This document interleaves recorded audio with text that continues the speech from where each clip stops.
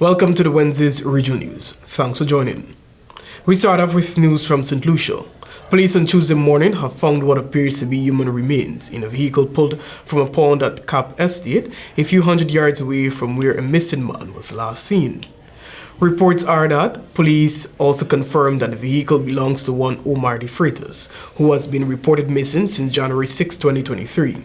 De Freitas and his vehicle disappeared on January 6 when he left a staff party at the Sandals Golf and Country Club at Cap Estate.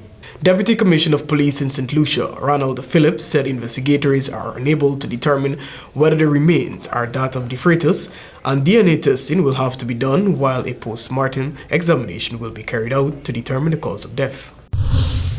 The Caribbean community CARICOM has declared war on guns to combat the illegal exportation of guns from the United States of America.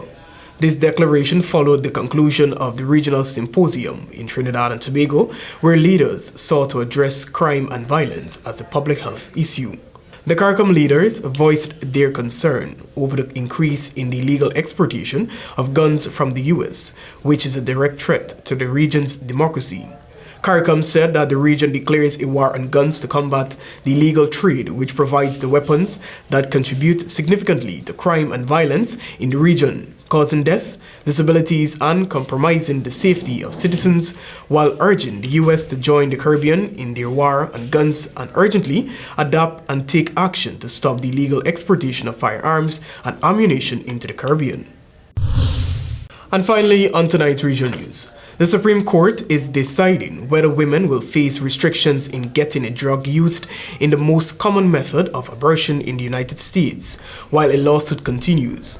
The justices are expected to issue an order on Wednesday in a fast-moving case from Texas in which abortion opponents are seeking to roll back Food and Drug Administration approval of the drug mifepristone. The drug first won FDA approval in 2000, and conditions on its use have been loosened in recent years, including making it available by mail in states that allow access. The Biden's administration and New York-based Danco Laboratories, the maker of the drug, won the nation's highest court to reject limits on mifepristone's use imposed by lower courts, at least as long as the legal case makes its way through the courts.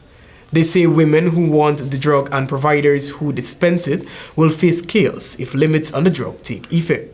Depending on what the justices decide, that could include requiring women to take a higher dosage of the drug than the FDA says is necessary. Alliance Defending Freedom, representing anti-abortion doctors and medical groups in a challenge to the drug, is defending the rulings in calling on the Supreme Court to let the restrictions take effect now.